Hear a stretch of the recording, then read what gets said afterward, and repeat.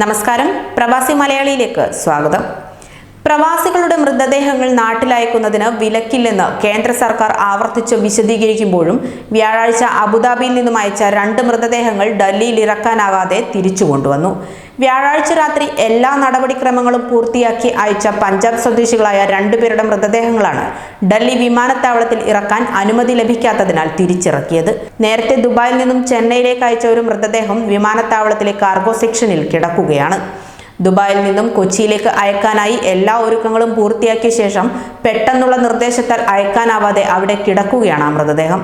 കുവൈത്തിൽ നിന്നും ഇത്തരത്തിൽ അയക്കാനായി ശ്രമിച്ച 2 മലയാളികളുടെ മൃതദേഹങ്ങളും വെള്ളിയാഴ്ച കൊണ്ടുപോകാൻ കഴിഞ്ഞില്ല.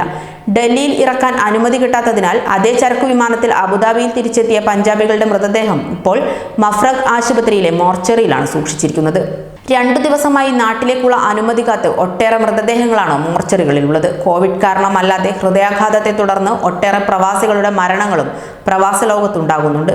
കോവിഡ് സൃഷ്ടിച്ച ആശങ്കയും മാനസിക പ്രശ്നങ്ങളുമാണ് അവരെ രോഗികളാക്കുന്നതെന്നാണ് അനുമാനം.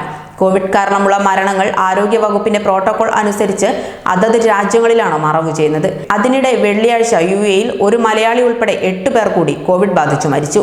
സൗദി അറേബ്യയിൽ 6 പേരും മരിച്ചു. കുവൈത്തിൽ 2 ഇന്ത്യക്കാരാണ് മരിച്ചത്. UAEയിൽ പുതുതായി 525 പേരിലും സൗദി അറേബ്യയിൽ 1172 പേരിലും രോഗബാധ കണ്ടെത്തി. ഖത്തറിൽ 761 പേർക്കും ഒമാനിൽ 74 പേർക്കുമാണ് പുതിയ രോഗബാധ. ഇതോടെ ഗൾഫിലെ മൊത്തം രോഗബാധിതരുടെ എണ്ണം 38,500 ആയി. ആകെ മരിച്ചവരുടെ എണ്ണം 234 ആയി. ന്യൂസ് ഡെസ്ക് മലയാളി വാർത്ത.